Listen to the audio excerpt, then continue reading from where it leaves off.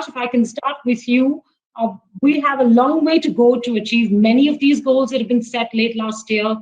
What are the early, short to medium term steps that you expect to see? Maybe some that the budget can address and some outside of that. Thank you very much for having me on this show, Mirka.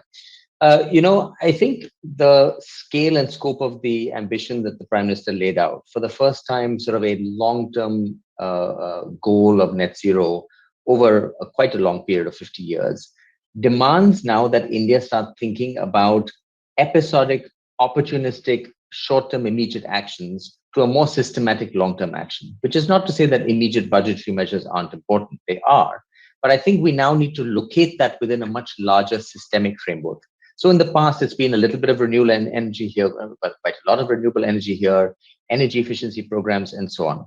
What might be useful now is to start doing a bit of a stock take. Let's suppose in this budget, we were to look across centrally sponsored schemes and say, what are their impacts on climate change, both mitigation and adaptation? Do these budgetary outlays make India more resilient or less resilient? Also, similarly, looking at the tax structure. If we move to a renewable energy structure, what happens to all the sort of enmeshing in our fiscal policy of our dependence on fossil fuels? That is, fossil fuel taxes, energy taxes of various sorts on which states are dependent. What will happen to all of that? So we are locked into a high carbon economy in many ways through our fiscal structure, through our expenditure systems, and so on. So this is the time to start looking at all of those structural factors and untangling them. So a good start in the budget would be actually to do that assessment, as well as then providing short-term budgetary support for strategic new initiatives. A hydrogen economy has been talked about. That would be useful, but only if it's tied to a very clear plan going forward. We could also be looking at a more systematic investment for solar power in agriculture, something that we've made a lot of headway on. So clear budgetary support and expansion of that would be useful. Clear budgetary support for the transition to gas, which is also an air pollution measure, would be very, very important and something that Professor Somnathan has also worked on. So let me just pause there. I have some ideas about other things beyond the budget, but we can come back to that.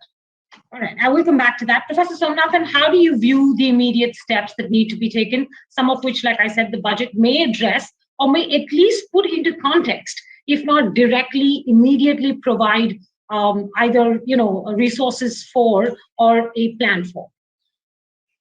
Yeah, first, let me just say that I totally agree with what Navroz said, that these immediate steps are important, but they have to come with a long-term and larger strategic perspective. Otherwise, they're not going to lead anywhere.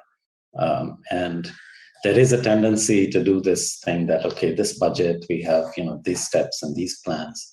The next year, you'll have the same thing relabeled, or something else new, and this one is forgotten. So without that strategic perspective, I think that it's hard to make genuine progress. So what should that perspective be? I think the budget is really important, but it's important not for the reason that people think, which is that you spend so much money on solar, or you spend so much money on this or that program, right, to help the auto industry, whatever it is. It's important because you really do need to change our fiscal system to be more efficient, to make the economy more efficient. And one way to make the economy more efficient is to tax the bads, right? To tax the pollution, to tax the stuff that makes a lot of waste, to tax the stuff that depletes our natural resources like groundwater and forests. So we need a fiscal system which recognizes that the only bads are not things like cigarette smoking and alcohol addiction. There are also other social bads, and these are things like air pollution, water pollution, groundwater depletion, and so on. And we need to use the fiscal system to deal with these, because we cannot deal with them just with the regulatory apparatus. Our country is too big. Our industry is largely small scale. You can't do this in a regulatory fashion, but you can do it with fiscal instruments.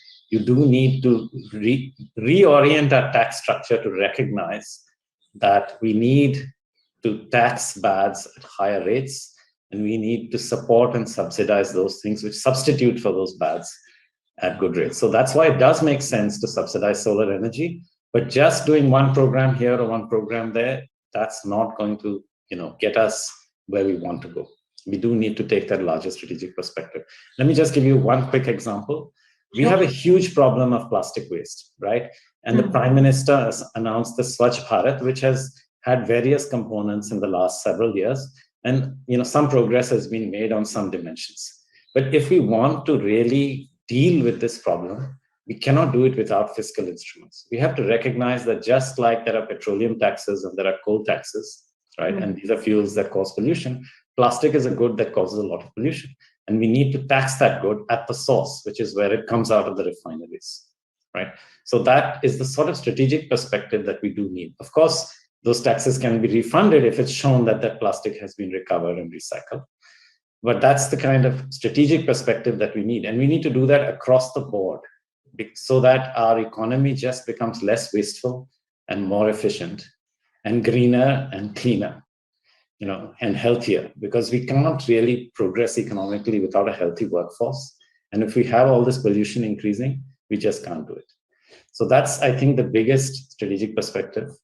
And those are the immediate steps the budget needs to take, is move in that direction, right? Move in the direction of electrifying transport, move in the direction of, shifting the electricity system to renewables, and do this using budgetary tools, using taxes and subsidies.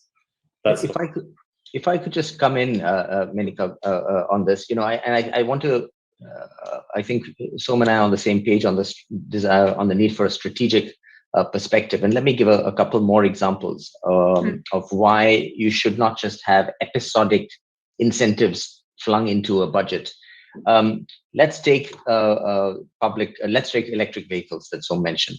So yes, we could support electric vehicles, but the larger point is we need to think about our transport system as a whole, right? So we need to be thinking about, where is the electricity coming from those electric vehicles? Is it coming from coal, or is it coming from renewable energy? But even more, we need to, if we want to have sustainable cities that are not overly congested, we will have to have more and more people moving to public transport. So an electric vehicles policy has to be embedded in a larger urban transport policy, because you don't want to have, clean congestion.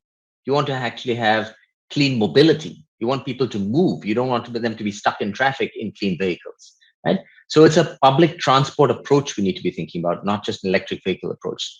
To take another example with renewables, we have pushed renewables quite a lot. We've made some ambitious targets for capacity addition, but we don't talk about how much of the electricity will actually come from renewables. So we can't continue pushing renewables on the one hand and having an open door to coal on the other.